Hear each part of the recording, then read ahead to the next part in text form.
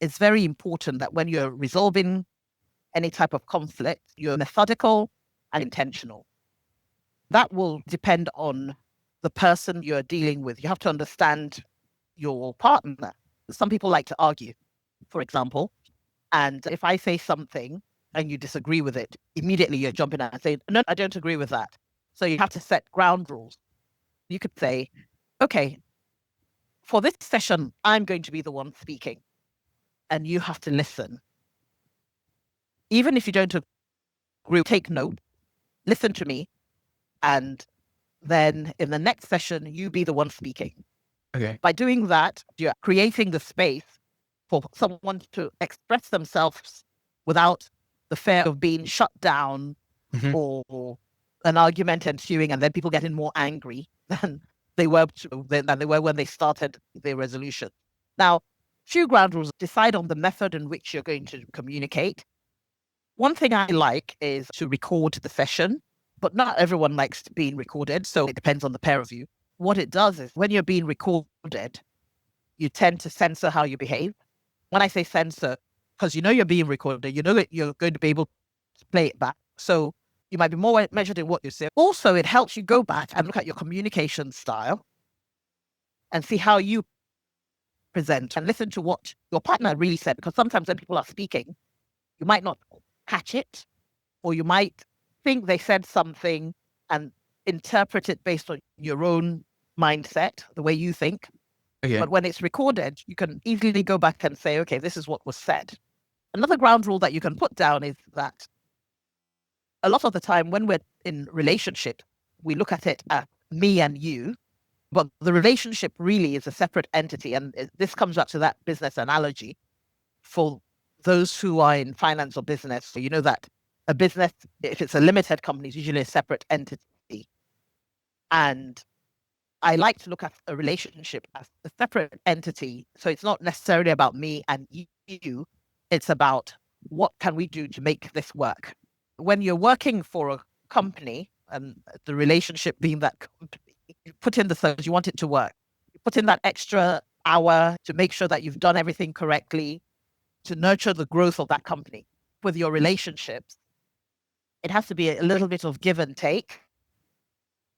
If I did this, how is this going to affect the relationship? I like to discuss it and come to a middle. There is always a middle ground, because at the end of the day, what we want is for the relationship to work. So these are the sort of things we need to start to think about when we're trying to resolve conflict. It's not necessarily about I, as they say, there's no I in team. It's about our relationship. We're part of that relationship. So ultimately, we want to get to a place where I'm happy because you're happy, and Yeah. vice versa. We're happy for that reason because we're working towards the same goal. When we're resolving conflicts, we're looking at it in terms of the relationship. It's my way or no way. How does that work for your relationship? Does that answer that question? Yeah, that's really helpful. I love those practical tips. Do you think that Christian relationships or any couples in general should be going through some sort of coaching or information session so they know these different types of things? I think it's extremely important that if you want to become a doctor, you have to go through the training. If you want to become an accountant, you have to go through the training. If you want to do anything in life, you go on there. Even dealing with the script earlier, I had to go onto Google to see a little bit of training on how it works. But with relationships, that just somehow never happened. Hmm. I think it's very important that everybody, and as Christians especially, have the advantage of having the Bible as a go-to for help. Some people might not immediately see how that is practical, but there's a lot of practical advice within it. I think churches also need to start to lead with that. When I got married, we didn't go for any sort of premarital. I went to a Catholic church. My husband is Catholic. I came from a very Catholic family. My mother became born again Christian at some point during that period. And so I started to go to born again church. But we didn't go for any premarital counseling. We just jumped in with both feet and it didn't go.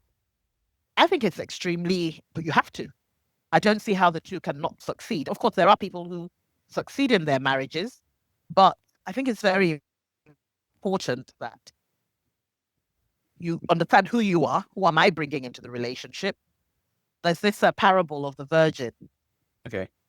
Don't know if you know that parable where there are 10 virgins waiting for the bridegroom with their lamps. 5 of the virgins bring oil for their lamps because they don't know how long they're going to be waiting. And the other 5 don't bring any oil. So they're there and they fall asleep. And then when they wake up, the bridegroom is there. The ones who didn't bring oil couldn't turn on their lamp. The ones who had oil turned on their lamp. And the ones without oil were saying, could you give us some? But they said, no, we can't share because we've only got limited amount. Anyway, the bridegroom saw their feet. The others had to look for oil for their lamps. And when they came back, they weren't let in. The parable is about being prepared for the coming of Christ. I liken it because I know in the Bible, God talks about how a man should lay down his life for his wife as Christ laid down his life for the church. There's a lot of use of marriage when talking about Christ.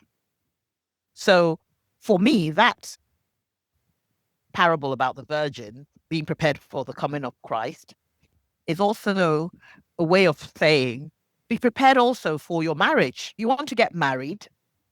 This is when you have to start to look at yourself, start at what limiting beliefs are. What do you believe about men in general? What do you believe about women in general? Am I lovable? Some people, you start to interact with them. Every second sentence is something negative. They're saying something about this person. They're doing that about that person. When we do all of that, ultimately, without realizing it, could be a repellent for the person you're trying to be attractive to. Because again, it all comes back down to that simple rule of whatever we put out there ultimately comes back in one way or another. It's coming back to us. So why not just start to put out what we really want? You know, it's that preparation, and that preparation can come in form of coaching. I believe that. I know in a lot of churches they have singles nights and all that. I never attended any of those when I was single, but it would be good to have some sort of, for those who want to get married, some sort of understanding of that.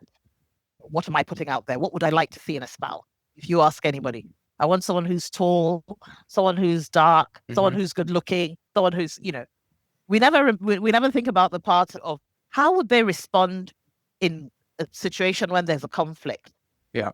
I want somebody who is compassionate. So when I'm going through something, they will be able to support me. Those are the sort of things that we should be looking at. And how do I attract someone who's compassionate? By being compassionate myself.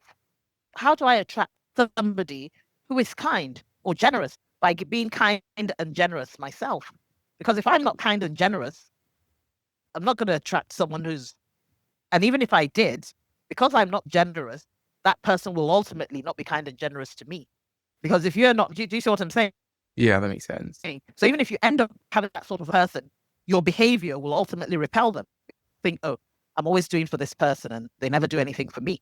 So these are the sort of things that should be taught actually for anyone who wants to go into a relationship. It's one thing when you're navigating life by yourself, but when there's another person, you're constantly bouncing off each other.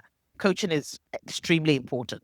And as I said, you've got the Bible as a guideline. There are many wonderful scriptures that will help you along your way. And what is even better being a Christian is that it gives you very clear rules of what the man should be doing and what the woman should be doing. And even if it says the man is the head of the home and the woman is subservient, it doesn't mean that you're the slave on your knees and everything. Just a structure. We live in the modern world where sometimes the woman is the breadwinner. She might be in a field where she earns more than the man. All those sort of things happen. However, the God said structure of what the marriage, especially if both parties subscribe to that, is a good start point for your marriage. Definitely. Christian coaching before your marriage is very important.